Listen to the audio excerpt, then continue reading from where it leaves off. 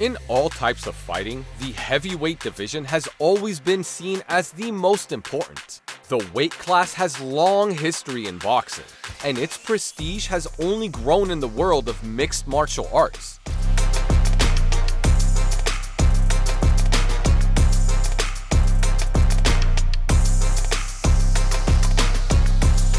The main event between Francis Ngannou and Cyril Gane at UFC 270, which was one of the most anticipated fights of the year, is a good example. But even though Ngannou and Gane are fighting to see who is the best heavyweight in the world, neither of them will be considered one of the best ever if they win. But they can get into the conversation about the 10 best heavyweights of all time, but they'll have to beat out some strange names to do so.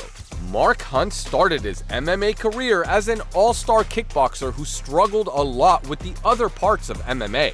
This was a very strange way to start a career. When the UFC took over Pride FC in 2007, they even offered to buy out his contract, but Hunt still wanted to fight. Everyone was glad that he did. Hunt's UFC career got off to a bad start when he lost to Sean McCorkle in the first round with an armbar at UFC 119. However, he went on to beat Roy Nelson, Frank Mir, and Sheik Kongo with knockouts that would go down in history. Even though Hunt never won a world title in MMA, he is still one of the best heavyweights because of his highlight reel knockouts, tough as adamantium chin, and a friendly personality.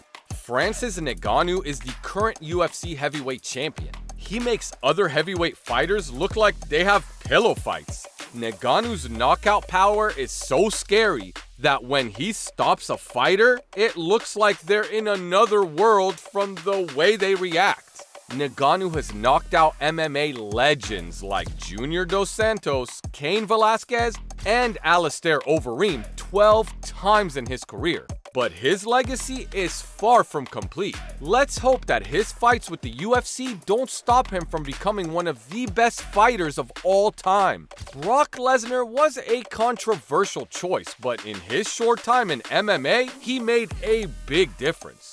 Also, his 5-3-1 record came against all of the best fighters in the world, including Randy Couture, Frank Mir, and Shane Carwin, all of whom he beat very easily. Even though Lesnar had been retired for years, he came out of retirement in 2016 to fight Mark Hunt at UFC 200 and beat him, although it would later be overturned. Also, until 2018, Lesnar held the record for the most times he defended his UFC heavyweight title. After that, Stipe Miocic beat him. Taking into account Lesnar's history, pedigree, and legacy, he is definitely one of the best at 265. Mirko Cro Cop moved to the UFC from kickboxing in 2001. He had big plans, even though people had high hopes for the Croat. It's unlikely that many thought he'd become one of the best heavyweights of all time. Cro Cop won tournaments in both Rizin and Pride after that. Along the way, he beat some of the best fighters in the sport's history. For example, he knocked out Vanderlei Silva, Josh Barnett, and Mark Coleman. Alistair Overeem spent the first 5 years of his career as a lightweight. Then he put on a lot of weight so he could move up. With more muscle, Overeem went from being a good fighter to an all-time great.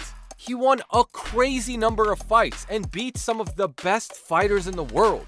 Overeem won titles in both Strikeforce and Dream along the way. He never won the UFC title, but at UFC 203, he came very close. He will be remembered as one of the best fighters who never won a title. Randy Couture isn't as high on this list because he hasn't been so successful. Couture fought at light heavyweight for half of his career, and he often went back and forth between the two weight classes. But what he did at 265 pounds still makes him one of the best heavyweights of all time. Couture won the UFC Heavyweight Championship 3 times. He also beat well-known opponents like Kevin Randleman, Gabriel Gonzaga, and Tim Sylvia. The last one is also thought to be one of the biggest surprises in UFC history. Fabrizio Werdum didn't seem like the kind of person who could be on this list. Werdum was an average UFC fighter who got cut after Junior Dos Santos knocked him out, and he turned things around after moving to Strikeforce in 2009. There, Werdum took the first step toward becoming an MMA legend. From the time he left the UFC in 2009 until 2016, he was 10-2. He won the UFC heavyweight title and beat big names like Cain Velasquez, Mark Hunt, and Travis Brown. He also ended Fedor Emelianenko's streak of 27 straight wins. Years ago, it seemed like Cain Velasquez would one day be the expert on a topic like this, but the Mexican champion lost because he was hurt and didn't do too much. He seemed to have all the skills in the world. During his title reigns, he beat fighters like Junior Dos Santos and Bigfoot Silva. Even though he lost to people like Werdum and Francis Ngannou in his later years, his short time at the top will never be forgotten. Anthony Nogueira is one of the best fighters in the heavyweight division's history. He was a champion in both Pride and the UFC, and his record from 1996 to 2006, where he went 28-3-1, was very good.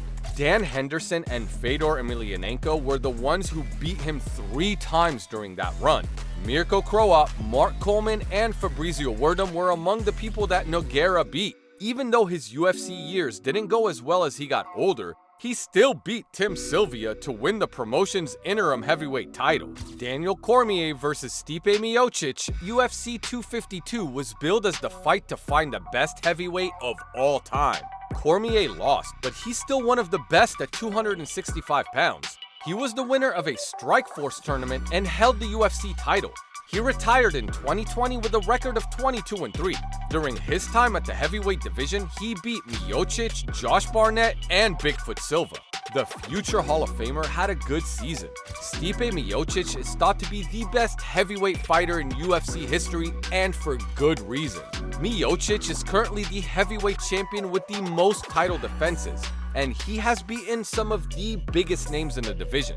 During his career, the fighter from Ohio beat a lot of people who went on to become champions. Getting wins over people like Cormier, Junior Dos Santos, Alistair Overeem, and Francis Ngannou, who were already mentioned, even though Miocic is no longer the champion, it's a safe bet that he won't be done making his mark. Dana White and UFC have ruined Fedor Emelianenko's reputation over the years, but he's still the best heavyweight ever. Even though the Russian never fought in the UFC, it's important to note that in his prime, Emelianenko fought in Pride, which at the time had the best heavyweight division. On his way to the top, he became a very strong champion. During his 27-fight winning streak, he beat Antonio Rodrigo Nogueira, Mirko Kroa, Mark Coleman, Kevin Randleman, Tim Sylvia, and Andrei Arlovsky, among others. Even though he has never fought in the UFC, this has been a point of criticism throughout his career. He has still beaten 7 former champions from the company. Those are the top 12 heavyweight fighters in the world.